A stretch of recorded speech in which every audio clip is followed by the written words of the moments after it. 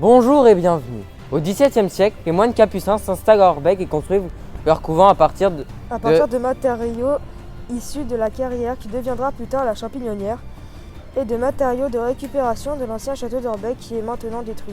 Au même moment, les sœurs de la congrégation Notre-Dame s'installent à Bernay. Tout se passe bien pendant 150 ans jusqu'à la Révolution française.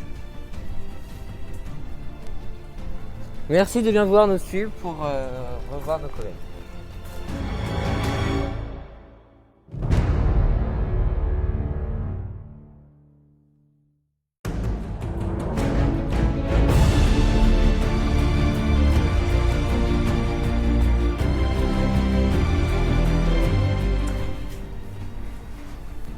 Bonjour. La mère supérieure des sœurs décide de reprendre sa tâche d'éducation des jeunes. Elle loue donc pour cela le manoir de l'Oreille.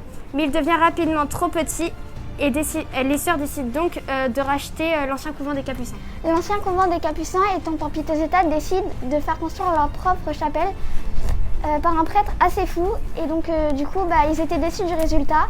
Donc en 1985, elle décide de revendre la chapelle à la mairie et maintenant c'est devenu la salle de musée et dedans on y fait des expositions. «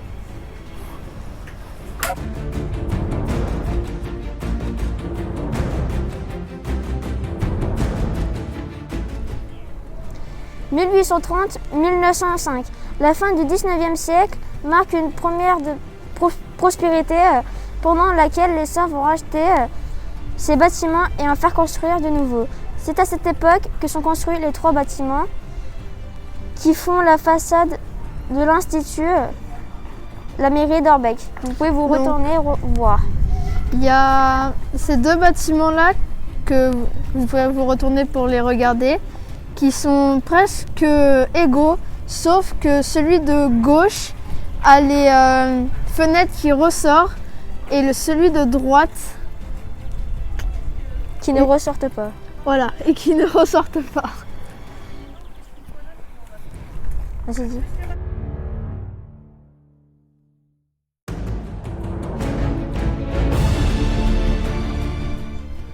Suite à la promulgation des lois sur la laïcité, les sœurs sont expulsées du couvent en 1906 et l'institut fermé en 1907. Elles fuient alors en Angleterre où elles trouvent refuge dans un petit chalet acheté pour elles. Elles étudient l'anglais et quelques cours au manoir de l'Oreille vu avant dans la visite. En 1909, le monastère est vendu aux enchères. L'abbé Ruel, curé d'Orbec, réussit grâce au concours de nombreux amis à racheter le couvent dans le but de le restituer aux sœurs de la congrégation. Les classes du couvent rouvrent en octobre 1910.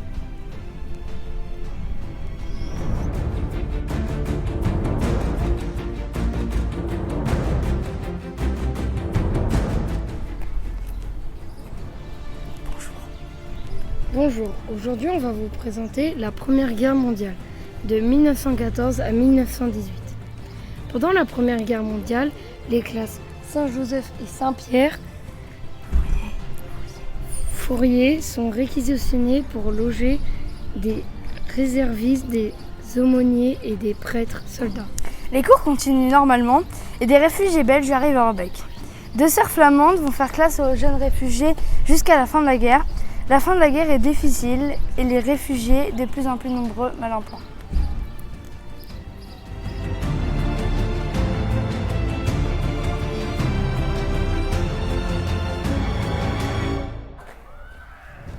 L'entre-deux-guerres marque une nouvelle période de prospérité, dans laquelle plusieurs bâtiments étaient édifiés, dont l'entrée de l'Institut a été déplacée. Et ces 2 bâtiments-là qui ont été construits. Celui-là a été construit en 1924 et celui-là en 1927.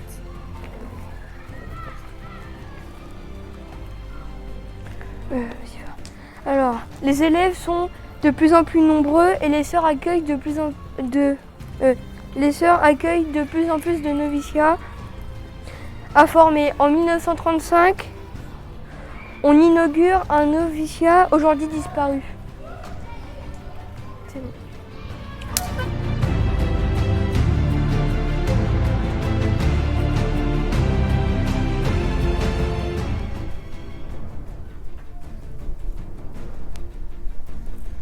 La Seconde Guerre mondiale voit l'arrivée de plusieurs réfugiés du nord de la France, de la Belgique et du Luxembourg et la libération de l'externat par les Allemands.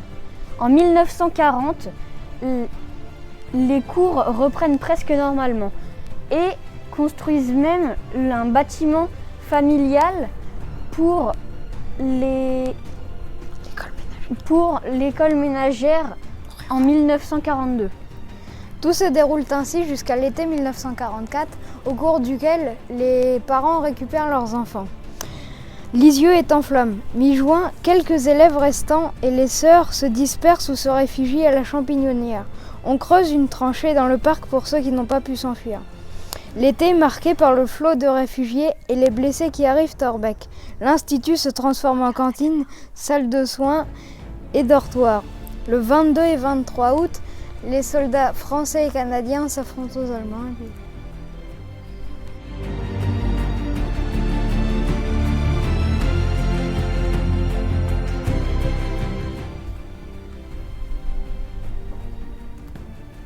C'était un bref survol de l'histoire d'Orbec et donc de l'un de ses monuments, qui est l'ancien couvent des Capucins. Les bâtiments sont chargés d'histoire et d'histoire, et il reste encore beaucoup de choses à découvrir. Comme cette cave dont il reste beaucoup de choses à résoudre.